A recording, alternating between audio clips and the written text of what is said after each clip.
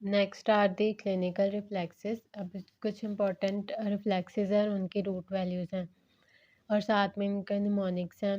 Achilles reflex S1 S2 buckle my shoe. Patellar reflex L2 to L4 kick the door. Bicep and brachioradialis reflex C5 C6 pick up the sticks. Tricep reflex C6 7 and 8 lay them straight. Cremasteric reflex L1 L2 testicles move. Anal wing reflex S3 S4 wings galore. अब आगे इनकी grading है reflexes की। 0 means absent है, +1 means hyper active reflexes, +2 means normal, +3 means hyper active और +4 means clonus is present. Then comes the primitive reflexes, जो कि एक हेल्दी इन्फेंट में प्रेजेंट होते हैं और ये बाय द फर्स्ट मतलब 1 साल के अंदर अंदर ये सारे डिसअपीयर हो जाते हैं और इनको जो इनहिबिट करता है वो मैच्योर या डेवलपिंग फ्रंटल लोब इनको इनहिबिट करता है। तो ये मतलब एडल्ट लाइफ में दोबारा से भी आ सकते हैं अगर कोई फ्रंट लोब की लीजन हो, यानी कि अगर लॉस ऑफ इनहिबिशन हो जाए रिफ्लेक्सेस को तो ये रिफ्लेक्सेस दोबारा से आ जाएंगे। इसमें सबसे पहले है मोरो रिफ्लेक्स। मोरो रिफ्लेक्स में क्या होता है, इसको हम hang on for life reflex भी बोलते हैं। फिर जब हम बच्चे को इस तरह से छोड़ते हैं तो वो एकदम से उसको लगता है कि वो गिरने लगा है तो वो एबडक्ट करता है और अपने आर्म्स को एक्सटेंड कर लेता है और फिर उनको दोबारा वापस से एक दूसरे की तरफ लेकर आता है, तो इसको हम बोलते हैं मोरो रिफ्लेक्स। इसके अलावा रूटलिंग रिफ्लेक्स, जब हम उसकी चीक या फिर माउथ के मतलब साइड पर स्ट्रोक करते हैं तो वो उस तरफ को अपना जो है वो सर मोड़ लेगा, इसको हम कहते हैं रूटलिंग रिफ्लेक्स। सकिंग रिफ्लेक्स में जब हम उसके रूफ ऑफ माउथ को टच करेंगे तो सकिंग रिस्पॉन्स आएगा। इसके अलावा पाल्मर रिफ्लेक्स, जब हम उसकी मतलब कोई भी चीज़ रखेंगे या उंगली रख देंगे उसकी पाम में तो वो फिर अपनी जो है वो उंगलियों को बंद कर लेगा। इसके अलावा पाल्मर प्लांटर रिफ्लेक्स है। इसमें क्या होता है, जब हम प्लांटर स्टिमुलेशन करते हैं तो लार्ज टो की डोर्सीफ्लेक्शन होती है और बाकी जो टोज़ हैं फैनिंग आउट हो जाती है उनकी, और इसको हम बेबिंस्की साइन पॉजिटिव भी बोलते हैं। और अगर ये एडल्ट्स में प्रेजेंट है इसका मतलब है कि अपर मोटर न्यूरॉन की लीजन है। और एंड पे है गैलेंट रिफ्लेक्स, इस पे हमने बच्चे को इस तरह उल्टा कर देना है और उसकी साइड ऑफ द स्पाइन पे स्ट्रोक करना है, तो फिर उस साइड पे जिस साइड पे स्ट्रोक करेंगे तो उस साइड की फ्लेक्शन हो जाएगी, इसको हम बोलते हैं गैलेंट रिफ्लेक्स। कुछ इम्पोर्टेंट लैंडमार्क हैं डर्माटोम्स।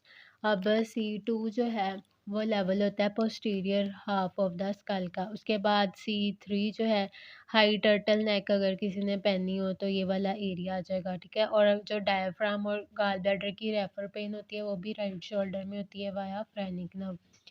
C3 4 5 keep the diaphragm alive, क्योंकि फ्रेनिक नर्व जो है वो डायफ्राम को सप्लाई करती है। उसके बाद C4 अगर देखें तो ये लो कॉलर शर्ट का लेवल होता है। उसके बाद C6 थंब का लेवल, यानी जब हम लेफ्ट हैंड से ओके साइन देते हैं या थम्स अप देते हैं तो 6 का साइन बन जाता है। T4 जो है निप्पल का लेवल है। T7 ज़िफॉइड का लेवल, T10 अम्बिलिकस का लेवल है। इसके अलावा L1 इंग्वाइनल लिगामेंट का लेवल, L4 नी कैप का और S2 S3 और 4 पिनाइल और एनल जोन्स का level. Next comes the pathology. इसमें सबसे पहले हैं common brain lesions, area of legion और इनकी कॉम्प्लिकेशन। सबसे पहले प्री फ्रंटल कॉर्टेक्स, अगर इसकी लीजन हो जाएगी तो उसकी वजह से फ्रंटल लोब सिंड्रोम होगा। फ्रंटल लोब हमें पता है कि इसने हायर बॉडी फंक्शंस को कंट्रोल करना होता है, अगर इसका डैमेज हो जाएगा इसकी वजह से disinhibition, hyperphagia, impulsivity, loss of empathy, impaired executive function और एकाइनेटिक म्यूटिज्म हो सकता है और ये हमें फ्रंटोटेम्पोरल डिमेंशिया में मिलता है। उसके बाद ये दो चीज़ें हैं, एक फ्रंटल आई फील्ड का लीजन और एक पैरामीडियन पोंटाइन रेटिकुलर फॉर्मेशन यानी कि PPRF का लीजन। अब हम दोनों में ये बात याद रखनी है कि eyes toward the brain lesion चले जाएंगी in frontal eye field lesion में और away from the brain lesion चली जाएंगी इन PPRF लीजन। और ये तो हमें पता ही है कि जो हेमीप्लीजिया है वो opposite to the site of lesion होता है, यानी अगर राइट साइड का ब्रेन लीजन है तो फिर लेफ्ट साइड का हेमीप्लीजिया होगा। और फ्रंटल आई फील्ड में जो है ये हमें नज़र आता है मिडल सेरेब्रल आर्टरी का अगर स्ट्रोक हो तो ये उसमें हमें मिल सकता है।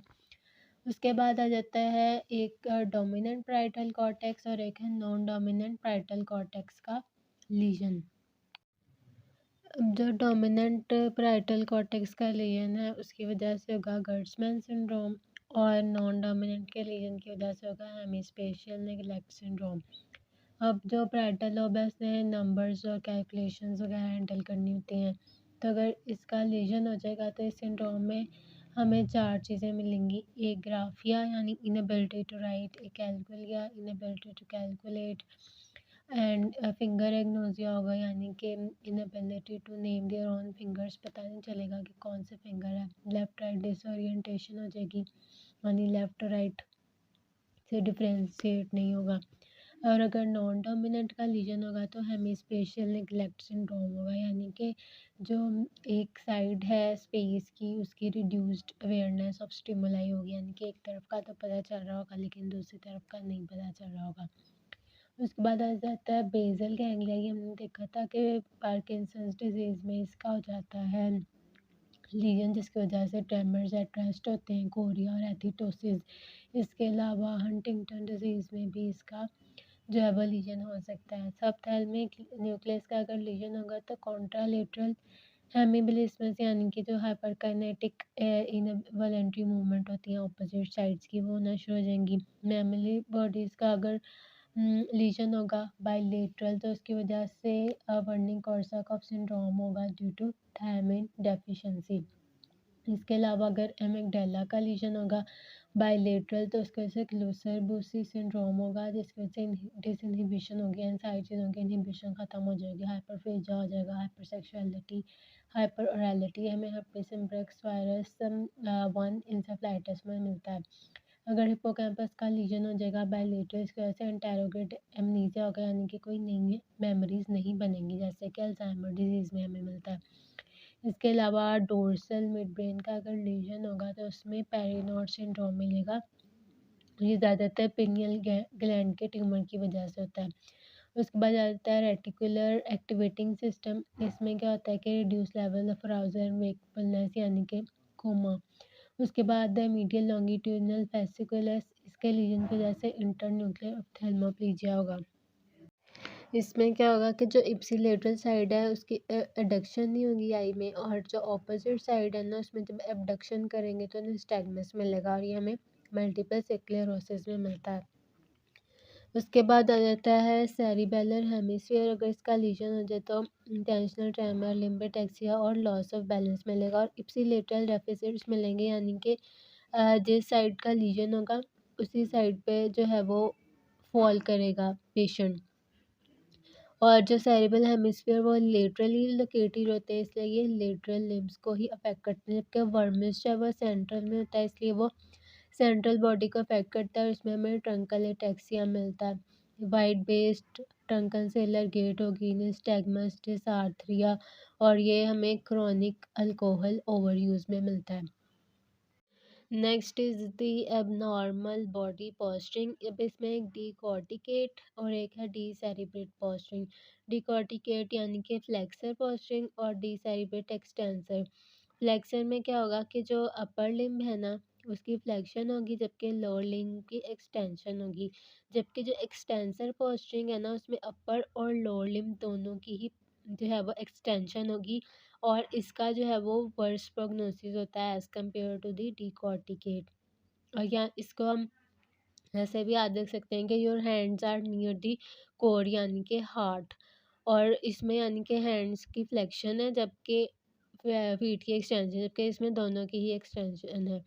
अब अगर साइट ऑफ लीजन देखें तो इसमें अबव दी रेड कॉर्टेक्स और रेड न्यूक्लियस, और इसमें जो है वो रेड न्यूक्लियस और वेस्टिबुलर न्यूक्लियस के दरमियान में, यानी कि ये ज़्यादातर सेरेब्रल कॉर्टेक्स में होता है, और ये ब्रेन स्टेम के लेवल पर, जिसमें ओवर एक्टिव ट्रैक्स हैं रूब्रोस्पाइनल और वेस्टिबुलर स्पाइनल, जबकि इसमें सिर्फ वेस्टिबुलर स्पाइनल ट्रैक इन्वॉल्व होगा।